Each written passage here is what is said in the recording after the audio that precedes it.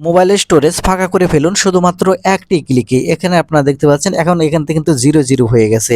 দেখুন, মোবাইলের storage full সমস্যা যদি হয়ে থাকে তাহলে আপনাদের মোবাইলের অনেক রকম সমস্যা দেখা দেয়। তাই এই ভিডিওটিতে আমি আপনাদের দেখাতে চলেছি মাত্র একটি ক্লিক করার মাধ্যমে আপনারা কিভাবে আপনাদের মোবাইলের স্টোরেজ ফাঁকা করে ফেলবেন। তো মূল ভিডিওতে যাওয়ার আগে আপনার কাছে ছোট্ট একটা রিকোয়েস্ট করব, ভিডিওটিতে শুধু একটি লাইক দিয়ে ভিডিওটি শেয়ার করে রাখবেন, কারণ আপনার প্রয়োজন হলে আপনি কাজে লাগাতে পারবেন। তাহলে চলুন সম্পূর্ণ ভিডিওটি মনোযোগ সহকারে দেখতে থাকুন কিভাবে আপনারা আপনাদের মোবাইলের স্টোরেজ ফাঁকা করবেন। এবং আপনাদের মোবাইলের স্টোরেজ ফাঁকা করার জন্য সর্বপ্রথম আপনারা যে কাজটি করবেন, আপনার মোবাইলে যে ফাইল অ্যাপ আছে সেটা ওপেন করবেন। ওপেন করলে নিচের দিকে এখান থেকে আসলে আপনাদের ইন্টারনাল স্টোরেজ যেটা আছে, অর্থাৎ আপনাদের ফোন মেমোরি যেটা আছে সেটা এখান থেকে আপনারা সর্বপ্রথম ওপেন করবেন। ফোন মেমোরি ওপেন করার পরে এখান থেকে স্ক্রল করে নিচের দিকে আসবেন। আসার পরে এখান থেকে খুঁজে নেবেন অ্যান্ড্রয়েড ফাইল কোথায় আছে। আপনারা এই অ্যান্ড্রয়েড ফাইল খুঁজে বের করার পর এই অ্যান্ড্রয়েড ফাইলটি এখান থেকে ওপেন করবেন। কারণ মোবাইলের যত যা কিছু সব কিছু এই অ্যান্ড্রয়েডে ফাইলে জমা হয়ে থাকে, যেগুলো আপনারা কাজবাজ করেন। আপনারা এখান থেকে অ্যান্ড্রয়েড ফাইল অপশন ওপেন করলে এখানে আপনারা 3টে অপশন দেখতে পাবেন। এখন এখান থেকে আঙ্গুল দিয়ে 3টে অপশানে ট্যাপ করে ধরে রাখবেন, তাহলে ডান দিকে টিক চিহ্ন উঠবে। এখন আপনি যে কাজটি করবেন, উপর দিকে 3 ডট পয়েন্ট পাবেন। এখন এখান থেকে 3 ডট পয়েন্টের উপর ক্লিক করবেন। ক্লিক করলে সবার নিচে দেখতে পাবেন ডিলিট পার্মানেন্টলি। এখান থেকে ডিলিট পার্মানেন্টলি এই অপশানের উপর ক্লিক করবেন। তার আগে একটি কাজ করবেন, এখান থেকে আপনার গুরুত্বপূর্ণ কোনো ফটো ভিডিও যদি থাকে তাহলে অন্য কোনো ফোল্ডারে সরিয়ে নেবেন। সরিয়ে নেওয়া হয়ে গেলে ডিলিট এই অপশানে ক্লিক করার পর এখানে আবারও ডিলিট অপশান দেখতে পাবেন। এখন এখান থেকে আবারও এই ডিলিট অপশান এখান থেকে আপনারা একবারে এখান থেকে ডিলিট করে ফেলবেন। এটা ডিলিট হয়ে গেলেই আপনারা যে কাজটি করবেন, এখান থেকে আপনারা ব্যাক বাটনে ক্লিক করবেন। ব্যাক বাটনে ক্লিক করলে উপরের দিকে লক্ষ্য করলে 3 লাইন অপশান দেখতে পাবেন। এখন এখান থেকে আপনি 3 লাইন অপশানে ওপেন করবেন।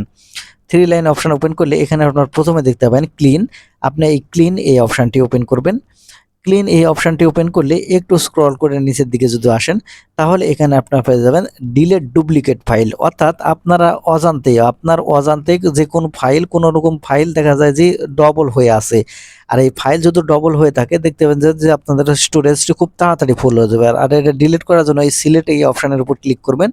ক্লিক করলে উপরে দেখতে পাবেন একটি গোল বৃত্ত আসবে। এই বৃত্ততে টিক চিহ্ন একটু উঠিয়ে দিবেন, তাহলে দেখবেন যে একটা ফাঁকা থাকবে এবং একটাতে টিক চিহ্ন উঠে যাবে। অর্থাৎ এই ডুপ্লিকেট যেটা আছে সেটা ডিলিট হয়ে যাবে। সেটা ডিলিট করার জন্য এখানে দেখতে পাবেন ডিলিট বাটন। আপনারা নিচে এই ডিলিট বাটনের সাথে সাথে ডিলিট বাটনে ক্লিক করার সাথে সাথে দেখতে পাবেন আপনাদের মোবাইলে যে ডুপ্লিকেট মানে একটা ফাইল ডবল হয়ে আছে সেটা কিন্তু এখান থেকে ডিলিট হয়ে যাবে। সাথে সাথে আপনার কিন্তু স্টোরেজও ফাঁকা হয়ে যাবে।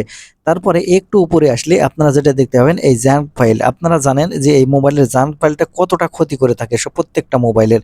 আপনাদের প্রতিদিন উচিত যে এখান থেকে জাঙ্ক ফাইলগুলো ডিলিট করে দেওয়ার জন্য। সেই জন্য দেখে এই ক্লিন এই বাটন যে চলে আসবে, এই ক্লিন বাটনের উপর সাথে সাথে ক্লিক করার সাথে সাথে দেখতে পাচ্ছেন এখান থেকে 22 MB এখান থেকে কিন্তু ক্লিন হয়ে গেছে।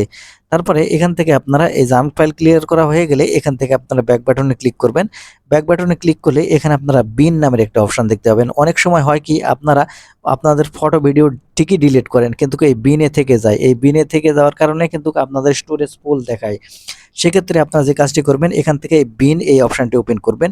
বিন এই অপশানটি ওপেন করলে দেখতে পাচ্ছেন যেগুলো ফটো ভিডিও যেগুলো ডিলিট করেছেন সবগুলো কিন্তু এখানে চলে এসেছে। এখন এগুলো স্থায়ীভাবে ডিলিট করার জন্য উপরে যে গোল বৃত্ত এটা টিক চিহ্ন দিবেন, তাহলে দেখতে পাবেন সবগুলোতে টিক চিহ্ন উঠে যাবে। এখন এখান থেকে নিচে এই ডিলিট বাটন দেখতে পাবেন, এই ডিলিট বাটনের উপর ক্লিক করবেন। তারপরে আবারও এই ডিলিট অপশন আসবে, আবারও এখান থেকে ডিলিট অপশনের উপর ক্লিক করবেন। ডিলিট অপশনের উপর ক্লিক করার সাথে সাথে এখানে আপনারা দেখতে পাবেন কত জিবি এখান থেকে খালি হয়ে যায়। দেখতে পাচ্ছেন এখান থেকে কিন্তু স্থায়ীভাবে ডিলিট হয়ে গেছে। এখন যদি আমি ব্যাক বাটনে ক্লিক করি, এখানে বিন এই অপশানে দেখেন এখন বর্তমানে কিন্তু 0 হয়ে গেছে। এক ক্লিকের মাধ্যমে দেখতে পাচ্ছেন কতগুলো আপনারা ফাঁকা করতে ফেললেন আপনাদের স্টোরেজ। তো বন্ধুরা, এই ছিল আজকের ভিডিওটি। ধন্যবাদ।